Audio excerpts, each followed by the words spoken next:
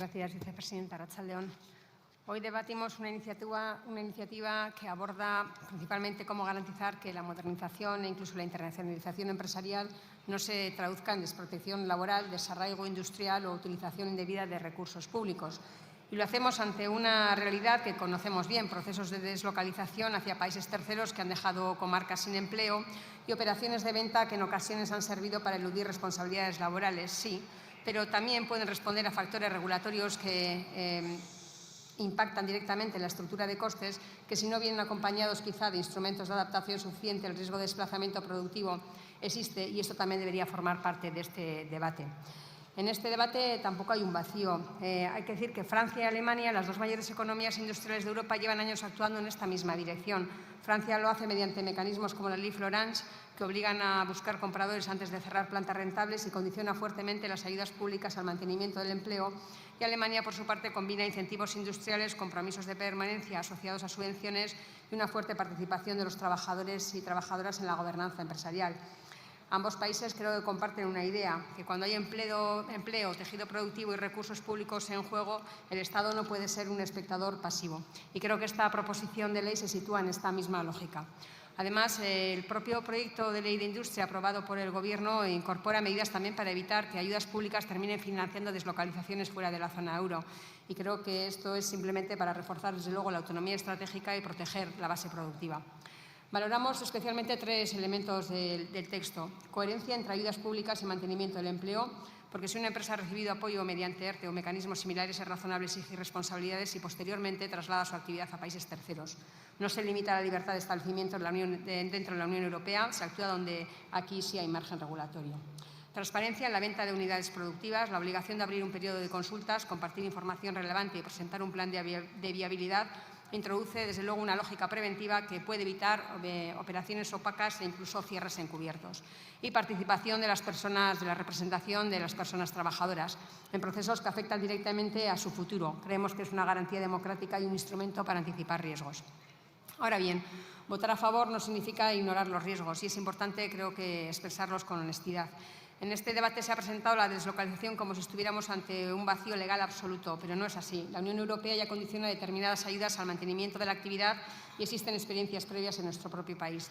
Territorios como Vizcaya cuentan desde hace años con mecanismos de reintegro de ayudas en caso de deslocalizaciones y creo que mencionarlo es útil para entender que esta iniciativa se limita a actuar, además, en el ámbito de los traslados fuera de la Unión Europea.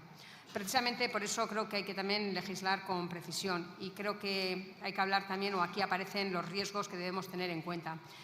Uno de ellos, la inseguridad jurídica, porque conceptos quizá como la vinculación directa o indirecta entre decisiones laborales y una deslocalización pueden generar interpretaciones dispares y quizá aumentar la litigiosidad si no se definen con claridad. Proporcionalidad, porque hay que limitar determinadas medidas laborales cuando se produce un traslado fuera de la Unión Europea, pero hay que exigir también exige un equilibrio riguroso entre la protección de empleo y la libertad de empresa. Impacto en operaciones empresariales legítimas, porque el régimen de responsabilidad subsidiaria solidaria del vendedor puede tener efectos disuasorios. Si quien vende sigue respondiendo por decisiones futuras que ya no controla, puede optar por no vender y cerrar, lo que iría en contra del objetivo de mantener la actividad. Coordinación normativa para evitar duplicidades y, desde luego, garantizar una correcta articulación con las competencias ejecutivas de las comunidades autónomas y efectos no deseados. Una regulación excesivamente rígida puede incentivar estrategias de elusión o fragmentaciones empresariales previas a la aplicación de la norma. Proteger el empleo y garantizar la responsabilidad cuando hay recursos públicos en juego es un objetivo legítimo y, desde luego, compartido. Pero también la legislación exige equilibrio, seguridad jurídica y coherencia institucional. Nuestro voto favorable es un voto, creo que responsable, porque apoyamos el objetivo de la norma, pero exigimos una mejora técnica que permita que esas medidas sean eficaces, proporcionadas y sostenibles en el tiempo. Gure taldeak lege proposamen honen alde bozkatuko dau, bat gatoz bere funtsezko helburuagaz, enpleguaren babesa indartzea Europar Batasunetik eta Europako esparru ekonomikotik kanpo justifikatu gabeko deslokalizazioen aurrean eta gardentasuna eta erantzunkizuna bermatzea produzio unitateen transmisioan. Funts publikoak tartean daudenean eta komunitate osoak produkzio zentro baten mende daudenean, interes orokorrak arau argiak eskatzen baititu. Eskerrik asko. Muchas gracias, señora Sagastizábal. Por el Grupo Parlamentario Euskal Herria Bildu tiene la palabra el señor Matute García de Jalón.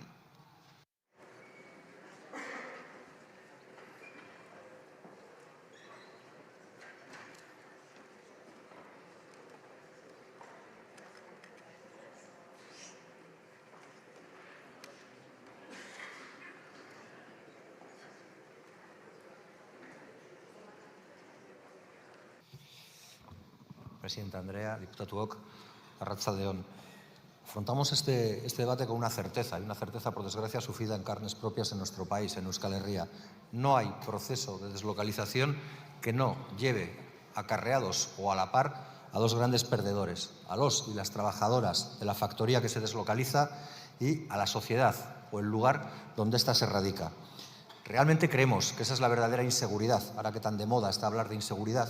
Esa es la verdadera inseguridad para toda sociedad, perder riqueza, perder puestos de trabajo, perder futuro, porque sin industria no hay futuro. Y ya sabemos que ante ese debate a nadie le gusta señalar a los responsables, como en otros debates de inseguridad se hace tan fácil, quizás porque los delincuentes de cuello blanco, tenga la nacionalidad que tenga, se sienten intocables.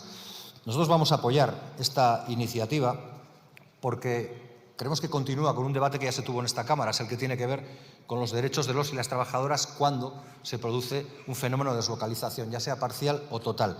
Pero conviene recordar que esta necesidad, la de proteger a los trabajadores y trabajadoras, tiene un carácter casi paliativo, es decir, es el cómo protegerles ante una realidad que no han deseado, que seguramente nadie desea que se produzca en su realidad vital. Pero tan importante como esto sería que aquello que aprobamos en esta Cámara, por ejemplo, lo que se aprobó en torno a la Ley de Industria del 2023 y que no pudo ser desarrollado por la convocatoria de elecciones, se pueda desarrollar por acción de Gobierno, porque nadie le impide al Gobierno que pueda desarrollar todo aquello que tiene que ver con la reversión de las ayudas públicas, con el dinero de todos y todas que se le da a algunas empresas para que se instalen, que probablemente vienen muy bien para el político de turno decir que es capaz de traer empleo. Lo que no dice, y es la letra pequeña como en los contratos difíciles, es que muchas veces esa empresa viene porque viene regada de dinero público que luego jamás devuelve. Por tanto, creemos que junto con la defensa de los y las trabajadoras sería bueno que aquello que se puede llevar a efecto, porque había mayorías y porque hay acuerdos aprobados, en el que estoy hablando, el que tiene que ver con la reversión de ayudas, fue fruto de un acuerdo del Gobierno con Euskal Herria Bildu, se lleven a efecto. Pero en cualquier caso, y por señalar en lo concreto con respecto a esta medida algunos de los elementos que nos parecen interesantes, yo sí quisiera señalar al menos dos de los que al leer la iniciativa he visto como positivos, y no digo que el resto no lo sean, sino que me han llamado más la atención estos. Uno es el que tiene que ver con la capacidad de los y las trabajadoras para hacerse cargo del control de la empresa. Yo sé que a alguna gente le sonará muy bolchevique, le sonará casi a siglo XIX, y alguno se ha leído algo más, esto ya es un poco más difícil, a la Comuna de París. Pero en realidad lo que se está planteando es que aquellos que levantan el país, aquellos que levantan la empresa, aquellos que generan riqueza con su trabajo, puedan tener algo que decir en el futuro de esa empresa. Y eso habría estado muy bien, que se habría tenido ya instalado para casos como el de Mecaner, o Mecánica La Peña antes, o casos como el de La Naval, donde había voluntad real de los trabajadores y de las trabajadoras para hacerse con el control de la empresa y hubo demasiados cargos públicos que les dijeron lo que no era posible hacer o lo que no era, atendiendo a las sacrosantas leyes del mercado, digno de hacerse. Y también hay otro punto que nos ha llamado la atención, que es el que tiene que ver con la vigilancia que se exige al poder público para que sea más riguroso con aquel dinero que ha dado. Y nos parece bien, porque también la historia nos recuerda que hay demasiados casos en los que la Administración se ha dedicado a ser un regante de dinero público, pero luego ha mirado hacia otro lado. Y eso no tiene otro nombre más que el de la negligencia y el de la irresponsabilidad. Y hay miles de ejemplos. Ya que todo el mundo habla de ejemplos, yo citaré también aquí otros dos. Uno es el de la empresa de muebles SEI en Guipúzcoa y otro es el de la empresa de celulosa, de papel, en Enkarterri, en las encartaciones CEL. En ambos casos, administraciones públicas eran accionistas y en ambos casos, y lo señalan juzgados de lo mercantil, tanto de Donostia como de Vizcaya, señalan que la administración pública no hizo sus deberes porque ni estuvo atento a la auditoría, ni estuvo atento a la hora de presentar alegaciones y, por tanto, pudieron llevarse a efecto esos cierres. Pues eso son malas praxis que habría que revertir. Como decía, creemos que lo que se plantea está bien porque intenta paliar lo que seguramente todo el mundo quiere evitar, pero creemos que es también importante que prestemos más celo a las ayudas públicas. Nosotros planteábamos que las ayudas públicas, que aquellos que perciban ayudas públicas para instalarse no puedan trasladar su producción en al menos 5 años desde que lo hacen y que aquellos que abandonen un territorio devuelvan lo cobrado en los 10 años anteriores. Nada de eso es imposible y seguramente todo eso sería mucho más persuasivo que las grandes palabras que unos y otros podamos vertir desde aquí, desde esta tribuna, en defensa de la clase trabajadora o en defensa de la dignidad de nuestros territorios. Porque es verdad que la deslocalización es un fenómeno que nace con la globalización económica, pero que sobre todo se fortalece con la liberalización propiciada por el movimiento libre de capitales, nunca de personas, pero sí de capitales, sí del dinero. Y estamos de acuerdo en que hace falta y en que es necesario que la iniciativa pública se implique, pero probablemente desde una óptica antagónica con la de aquellos que hablan mucho de la colaboración público-privada, para no decir que a las empresas privadas, a los amigos, hay que regarles con dinero público cuando les vienen mal dadas. Nosotros creemos que quien da terrenos, y se dan para que se instalen empresas, tiene que velar para que esos terrenos no sean la moneda de cambio para pagar las indemnizaciones a los trabajadores y trabajadoras, haciendo algo tan sencillo como la conversión de suelo, de un suelo industrial a un suelo urbano. Y de esto también tenemos ejemplos, por desgracia, en nuestro país, en Euskal Herria. Y creemos que lo más importante es lo que se puede hacer y no se hace, que es dotarse de un verdadero plan industrial, atendiendo a cada realidad, para que no haya zonas que se desangran. Y yo ahora no puedo no acordarme de una zona, en concreto de Euskal Herria, que se está desangrando, de la que ha sufrido el cierre de Glavista, de Guardian, de Maderas de Llodio, y ahora se amenaza con tubos reunidos. Hablo de Ayaraldea, hablo de Amurrio, hablo del Laudio. Para que eso no pase hace falta un plan industrial y hace falta que esas grandes palabras que oímos cuando se habla de la revolución tecnológica, de la industria 4.0, de la descarbonización de la industria, se convierta en una inversión proactiva y real para hacer que nuestras industrias sean competitivas. Porque, señorías, probablemente alguien piense que digo todo esto desde la tranquilidad de vivir en la zona más industrializada del Estado español. Y es cierto, todavía hoy seguimos siendo la zona más industrializada.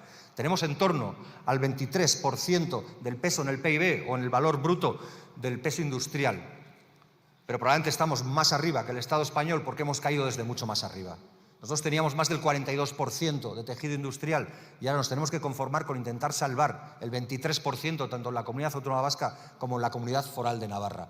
Y esa es una realidad que se torna amenazante para todos y para todas, porque probablemente, como decían las paredes hace décadas, cuando los hijos de la reconversión industrial empezábamos a salir a defender los puestos de trabajo de nuestros padres, sin industria no hay futuro. Y nosotros y nosotras, las gentes de Euskal Herria Bildu, queremos que Euskal Herria siga siendo un referente en política industrial, siga siendo un referente de la industrialización y no solo un decorado para quienes vienen a visitarnos muy de vez en cuando. Besterik ez, mila esker.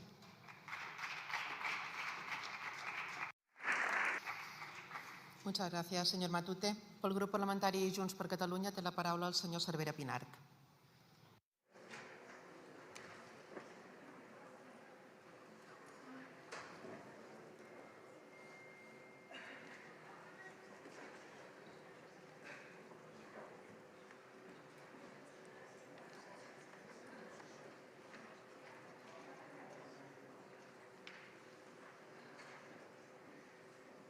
Muchas gracias.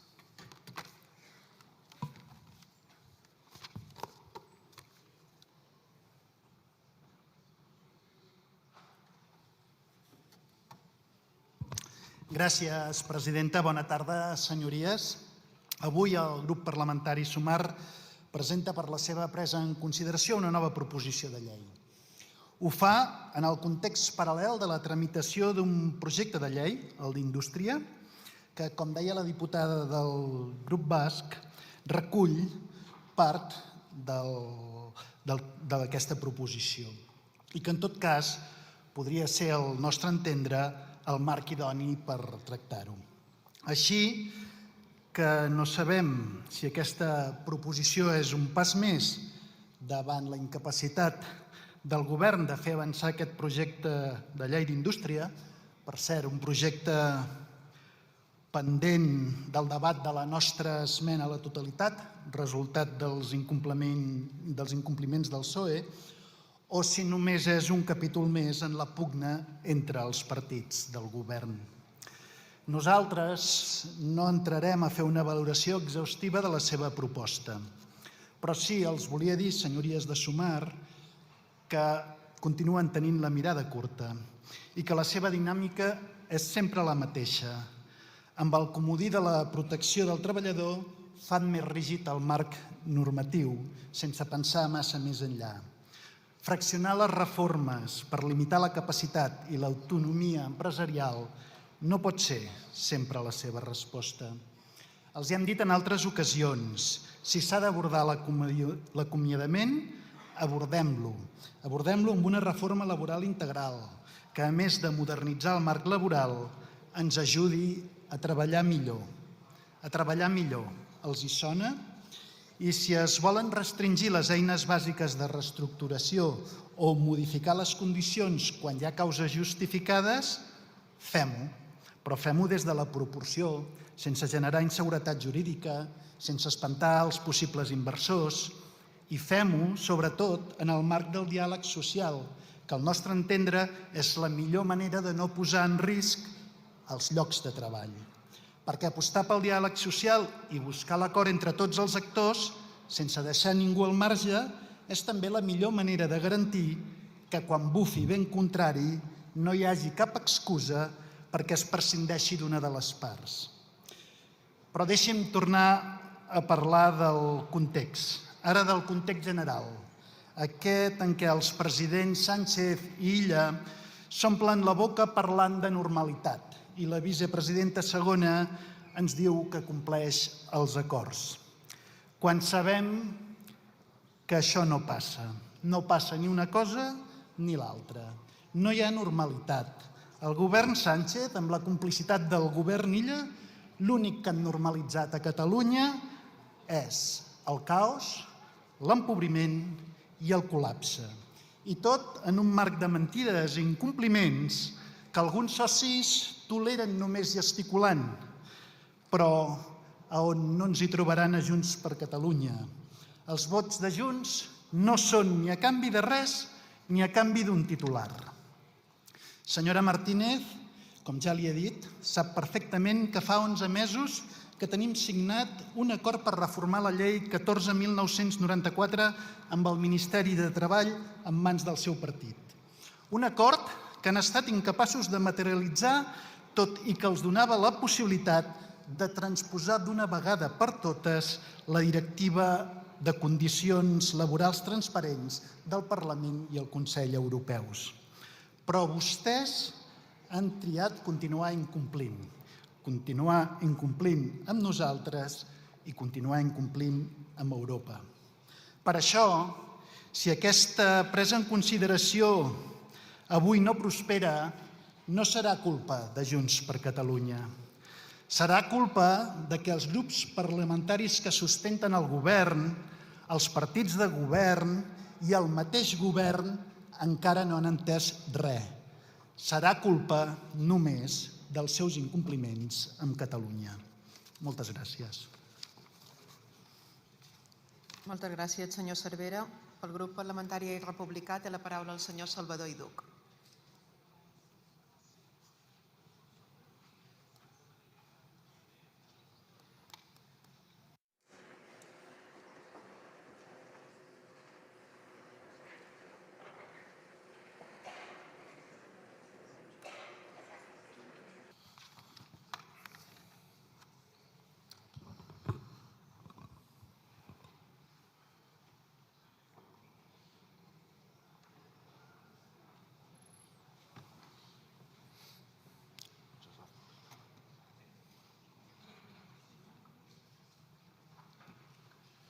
Gràcies, presidenta. Molt bona tarda. Deslocalitzacions. Avui, dimarts 24 de febrer, a Valls i a Montblanc hi ha treballadors que comencen una vaga indefinida per salvar la feina amb què es guanyen el pa. I ho fan per una raó, perquè estan patint una deslocalització. Tot el nostre suport amb ells i les seves famílies. Deixem-ho dir clar, una deslocalització no és una reestructuració. Una deslocalització és això, marxar amb els beneficis i deixar aquí el desastre. És convertir persones en números i pobles en danys col·laterals. I els responsables tenen nom, International Paper i DS Smith. Per això avui votarem que sí. I els demano que votin que sí a tota aquesta cambra, perquè el que passa a Valls i Montblanc és la prova que aquest Congrés, si frena les deslocalitzacions, no s'agenolla amb el poder. Vostès avui escolliran en quin costat estan. El debat avui no és tècnic, és, si em permeten, que la deslocalització sigui un dret del poder o si la frenem com una injustícia. Votarem que sí per 3 raons. Primera, perquè és una deslocalització, no és una xifra, és la vida. No és un Excel, no és una reestructuració, és la hipoteca, és la criatura, és la salut mental, és el torn de nit, és el pa a la taula, és la gent que plorava l'altre dia quan vaig anar a Montblanc i a Valls, que plorava perquè després de 30 anys de feina se'ls tirava al carrer. 30 anys de feina se'ls tirava al carrer. Ja havien vist el seu pare que treballava en aquesta empresa i avui els seus fills són llançats al carrer amb una empresa que a més té beneficis. Això és una deslocalització. Quan una planta tanca, no tanca només una fàbrica, s'afebleix un poble sencer, el bar, els transportistes, el taller, el comerç, el lloguer, l'escola, vida real. Segona raó per la qual votarem que sí, perquè això és abús de poder, perversitat. I encara que hi hagi alternatives, té la prohibició, i aquí ve lo fort de la història, és demostrar que aquí mano jo i els demés a callar. Jo us ho dic sense embuts. Això no és llibertat econòmica, com alguns diran. Això no és llibertat econòmica. És poder contra drets. Tercera, perquè això està passant avui, aquí i ara. Avui, dimarts 24 de febrer, els treballadors i treballadores de Valls i Montblanc comencen una vaga indefinida. Indefinida. No per fer-se els valents, sinó per salvar la feina amb la que es guanyen el pa. I avui hi ha un consens rigorós que ningú discuteix de bona fe. Tancar una indústria viable, perquè és viable, destrossa vides i destrossa territori. El debat obert és com ho impedim, i la meva interpretació, que avui defenso aquí, és que el que tenim al davant és feudalisme modern, una multinacional decidint qui viu i qui cau. Perquè mirem bé el cas. En aquesta empresa, i és un exemple que val per totes les altres, en aquesta empresa hi ha inversors disposats a comprar les plantes i mantenir l'activitat i l'ocupació. Hi ha sortida, hi ha alternatives i l'empresa es nega a vendre-la. Ja no dic als seus treballadors, com deia el meu company, que seria normal, sinó vendre-la. Si la volen vendre i hi ha gent que la vol comprar és perquè és viable, és perquè té beneficis. I què fa International Paper i D.C. Smith? Bloquegen la venda. Per què? Amb una única raó. No volen competència. No volen competència.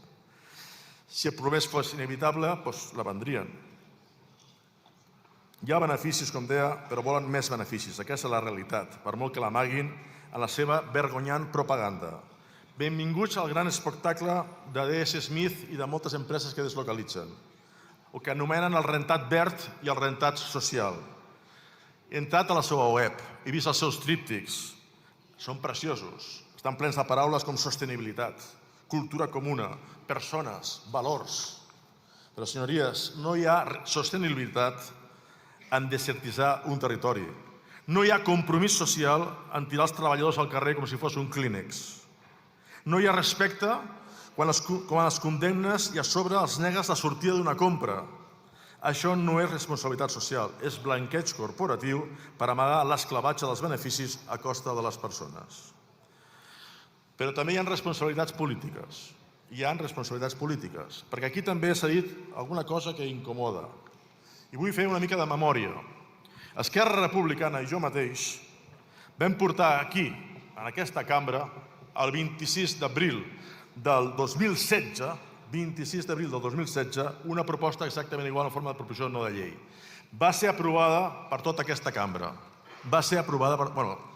sense els vots de la dreta catalana i de la dreta espanyola o viceversa. Aquests van votar, com sempre, en contra. Perquè sí que formen un glob quan han de defensar els interessos del poder. Quan són els dels treballadors, això.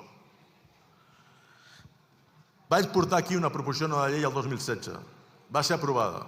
10 anys després seguim exactament igual.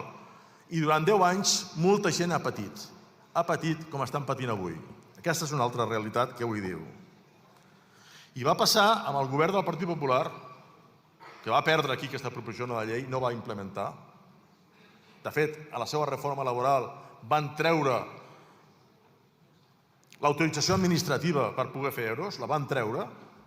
Els altres no la van recuperar, tot s'ha de dir, i aquí hi ha una petita crítica. Haguéssim pogut recuperar-la. És impressionant, és molt important recuperar aquesta autorització administrativa. No és l'únic mecanisme per intentar evitar deslocalitzacions. La llei d'avui és molt millor, però tot dificulta, tot ajuda. I aquí també estava Esquerra Republicana. 10 anys perduts. I quan la política perd 10 anys, qui paga no és el BOE, qui paga és els treballadors. I també ho hem de dir. Quan s'ha de triar entre els drets i la gent, el poder massa sovint, la dreta massa sovint, tria el poder i no la gent. Veurem avui què passa. Em sembla que tornarà a passar el mateix. I demanem als treballadors d'aquestes empreses que tinguin memòria, perquè no tothom és igual. I al govern li dic el mateix, no han recuperat l'autorització administrativa.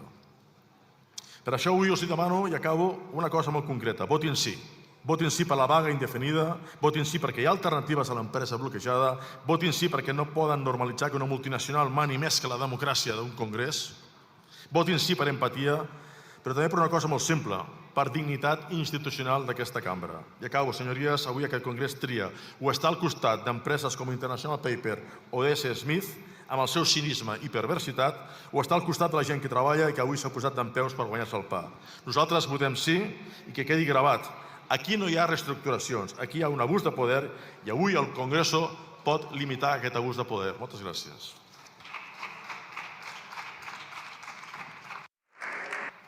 Muchas gracias, señor Salvador. Por el Grupo Parlamentario Vox tiene la palabra el señor Aiz Corbetorro.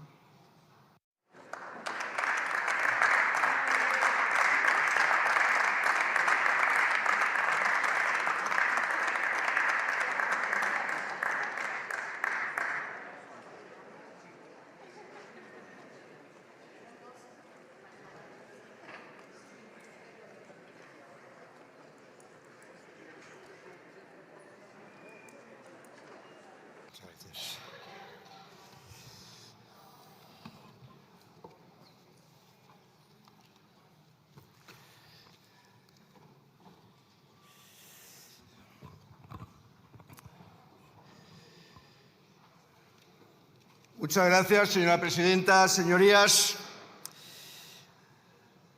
hay iniciativas legislativas que se presentan envueltas de una retórica de protección y justicia social que a primera vista, incluso cuando son expuestas con la bonomía, como la ha expuesto la portavoz del grupo proponente, que son todo lo contrario a ello como es habitual en la izquierda.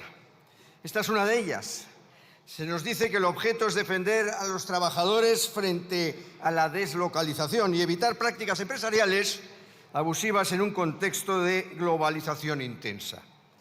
La intención declarada, insisto, puede parecer loable. La cuestión es si los instrumentos elegidos conducen realmente a fortalecer el empleo o si, por el contrario, introducen rigideces que acaban debilitando el tejido productivo que se pretende proteger. La proposición parte de una idea que conviene examinar con serenidad, que el fenómeno de la deslocalización responde especialmente a un déficit normativo y que, por tanto, limitando determinadas decisiones empresariales, se preservará el empleo. Sobre esta base se pretende añadir al Estatuto de los Trabajadores una nueva disposición que impide acudir a despidos colectivos, extinciones objetivas, modificaciones sustanciales o inaplicaciones del convenio cuando la empresa decida trasladar su actividad fuera de la Unión Europea o del espacio económico europeo, presumiendo el fraude si existe vinculación directa o indirecta con ese traslado.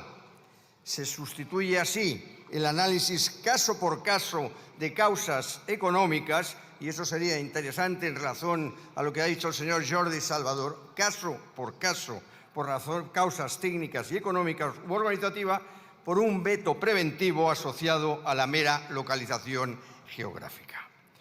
Pero el propio ámbito territorial elegido evidencia una contradicción sustantiva. Para un trabajador gallego cuya fábrica cierre, el perjuicio será idéntico si la producción se traslada a China o si lo hace a Alemania, Polonia o cualquier otro Estado miembro del mercado interior. Así pues, no sirve esta proposición. No sirve. En ambos casos, deberá plantearse si abandona su tierra con su familia o pierde su empleo. Sin embargo, la propuesta acepta como asumible la deslocalización intraeuropea y solo sanciona la extracomunitaria. No se está ante una defensa estricta de la industria española, sino ante una delimitación que responde a un marco supranacional concreto, aunque las consecuencias para nuestras familias trabajadoras sean exactamente las mismas. A ello se añade la previsión de reintegro e íntegro de prestaciones y exoneraciones vinculadas a ERTES o mecanismos RED cuando en los 4 años anteriores la empresa se haya beneficiado de tales medidas. Conviene advertir que los expedientes temporales de regulación pueden obedecer a causas muy diversas y no necesariamente conectadas con una decisión futura de traslado. Establecer un automatismo tan amplio en el tiempo introduce un elemento de desproporción que puede generar y generaría inseguridad y penalizar situaciones empresariales que en su origen fueron legítimas y ajenas a cualquier intención de vaciamiento. La segunda disposición propuesta incide en la transmisión de empresas o unidades productivas de 50 o más trabajadores, imponiendo la presentación obligatoria de un plan de viabilidad ante la autoridad laboral, un periodo de consulta reforzado y la revelación de toda información disponible sobre la operación, incluido el precio y las condiciones comerciales o financieras. Se configura así un modelo de intervención intensa en decisiones privadas que afecta a la propiedad y a la libre contratación entre particulares. No se trata de garantizar información laboral, sino de someter la operación mercantil a una exposición que puede frustrar acuerdos legítimos y disuadir a compradores solventes. La introducción de un derecho preferente de adquisición por parte de la plantilla y la previsión de responsabilidades subsidiarias o incluso solidarias tras la transmisión completan un esquema que, lejos de facilitar reestructuraciones ordenadas, puede dificultarlas. Cuando se imponen cargas adicionales a quien valora invertir o adquirir una unidad productiva, el resultado no siempre es la continuidad del empleo. En ocasiones es la retirada de la oferta y con ello la liquidación definitiva de la sociedad. Existe además un principio económico elemental que rara vez se menciona. A mayores barreras de salida, mayores barreras de entrada. Si el marco normativo convierte en extraordinariamente complejo reorganizar o transmitir una empresa, el inversor incorporará ese riesgo desde el inicio y ponderará con mayor cautela su decisión de implantarse o ampliar actividad en nuestro país. La protección del empleo existente no puede diseñarse al margen de la necesidad de generar empleo futuro. Nada de lo anterior implica desconocer que el Estado debe actuar contundentemente, insisto, contundentemente, frente al fraude o frente al uso oportunista de ayudas públicas. Cuando existan compromisos de permanencia claramente definidos, su incumplimiento debe tener consecuencias proporcionadas y eficaces, pero conseguir o perseguir el abuso no equivale a convertir el derecho laboral en un sistema general de prohibiciones preventivas ni a difuminar los límites entre tutela laboral y control administrativo de la empresa. La verdadera fortaleza industrial no se construye excesivamente a través de vetos y obligaciones adicionales, sino creando un entorno en el que producir en España resulte competitivo, estable y previsible. Y esto en España ahora no sucede. Si no abordamos los factores estructurales que encarecen la actividad productiva y limitan su desarrollo, estaremos regulando las consecuencias sin afrontar las causas. En ese equilibrio entre protección legítima y libertad económica responsable, sí, libertad de empresa, es donde debe situarse cualquier reforma seria. Fuera de ese equilibrio, el riesgo es que la norma, aun presentada como defensa del trabajador, termine erosionando las condiciones que hacen posible el empleo sostenible en el tiempo y, por ende, en perjuicio del propio trabajador. Muchas gracias.